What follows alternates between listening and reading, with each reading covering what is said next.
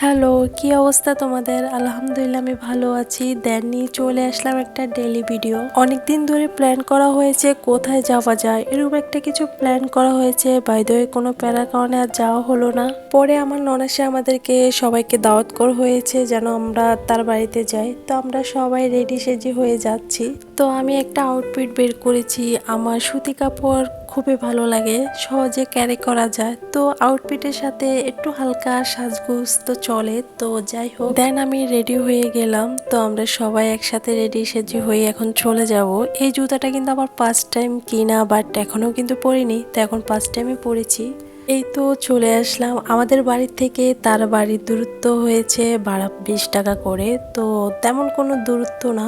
এমনকি আমার শাশুড়িকেও নিয়ে এসেছি। আমার শাশুড়ি তো মোটেও এখানে সেখানে যাওয়াটা পছন্দ করে না, একদমই কমফোর্টেবল না, একদম নিজের বাড়িতেই পছন্দ করে থাকে। আসার পর থেকে আর কোনো ভিডিও নেওয়া হয়নি। আমরা এসেছি বিকাল দিকে, এখন হলো পরদিন দুপুরবেলা। এর মধ্যে আর কোনো ভিডিও নেওয়া হলো না। তখন খাওয়া দাওয়া করে বের হয়ে গেলাম একটু হাঁটাহাঁটি করতে। বাই দ্য ওয়ে, আমি অ্যাকচুয়ালি ভুলেই গিয়েছিলাম যে আমার কোনো ভিডিও নিতে হবে। যখন এই বাড়িতে আসি তখন কিন্তু আমরা তিন যা মিলে আমরা বাড়ির কোনায় কোনায় হাঁটি, এমনকি সবার সাথে দেখা করি। এটা খুবই এনজয় করি বিষয়টা। পুরো বাড়ি হাঁটতে হাঁটতে একদম কি আমরা রাস্তার মাঝে চলে এসেছি। তো রাস্তায় আসার কারণ হলো আমার ছোট ননদ আসবে, তো তাকে দেখার জন্য যে আসছে কিনা। তখন দেখি যে না, আসেনি। তখন আমরা আবার রিটার্ন বাড়িতে চলে গেলাম। ভাই, জীবন খুবই ছোট। এই ছোট্ট জীবনে এনজয় করাটা হচ্ছে সবচেয়ে বড় কথা। টাকা পয়সা থেকে অহংকার করে কোনো লাভ নেই। মনে অহংকার হিংসা থাকলে এই এনজয়গুলো কখনোই করতে পারবে না।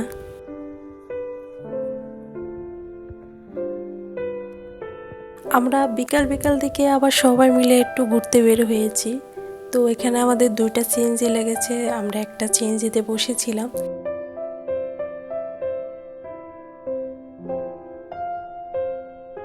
আমরা এসেছি এই ক্যাপে। সবসময় এই পার্কে আসার কারণে সহজ রাস্তা হিসাবে ইজিলি আসা যায়। তখন আমরা প্ল্যান করেছি এখানেই আসব, কিন্তু এসে দেখেছি কোনো মানুষই নেই, একদমই ফাঁকা। কিন্তু মানুষ না থাকলে তো ভালো লাগে না। তো আবার একটা মেলাও হচ্ছে, কি বুঝতেছি না যে কি মেলার কারণে এখানে মানুষ কম। তো যাই হোক, আমরা আবার প্ল্যান করেছি মেলায় যাব, যেহেতু এখানে মানুষ নাই। কিন্তু এখানে কিন্তু ভরপুর মানুষ থাকে, কিন্তু আজকে কেন জানি নাই।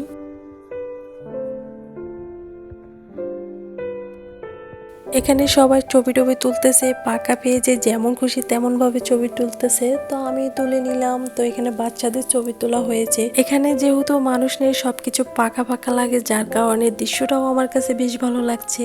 তো আমি এখানে কয়টা ভিডিও করে নিলাম। এখানে কিছুক্ষণ ঘুরে গেলে এখন আমরা চলে যাচ্ছি সারাস্তি কালীবাড়ি মেলায়। কম বেশ ওই জায়গাটা চিনো তোমরা? যারা চিনো ছোট্ট করে একটা কমেন্ট করে দেবে। তো আমরা অলরেডি ওখানে চলে এসেছি। মেলার জিনিসপত্র হয়েছে মেয়েদের ইমোশন। আমাদের মেয়েদের এখানে থাকলে কিন্তু এখান থেকে যেতে ইচ্ছা করে না। বাই দ্য ওয়ে, সাজগোজ এমনকি সংসারের জিনিসপত্র, এগুলো কিন্তু মেয়েদের ইমোশন। আপু ভাবিদের ক্ষেত্রে বলতে গেলে এটা আমাদের সবারই। এখানে কি নেই, আমি যদি পুরো ভিডিওটা করতে যাই, এত মানুষের ভিড় ছিল, ভিডিও করাটাই সম্ভব হয়ে ওঠে নাই। তারপর আমরা চলে আসলাম কিছু খাওয়া দাওয়া করতে। তো এখানে ফুচকা ছাড়া তার অন্য কিছুই ভালো লাগবে না খাওয়া দাওয়া করতে। তো আমরা ফুচকা চটপটি যা যেটা খুশি নিয়ে নিলাম।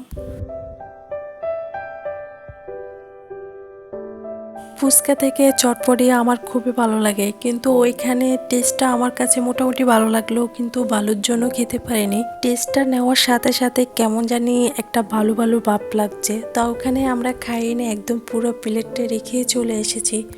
এত ভরপুর মানুষ ছিল, তার মধ্যে চটপটি ফুচকা এগুলোর অবস্থা খুবই বাজে হয়ে যায়। তা আমি মনে করি এক প্লেট নিয়ে আগে টেস্ট করার দরকার।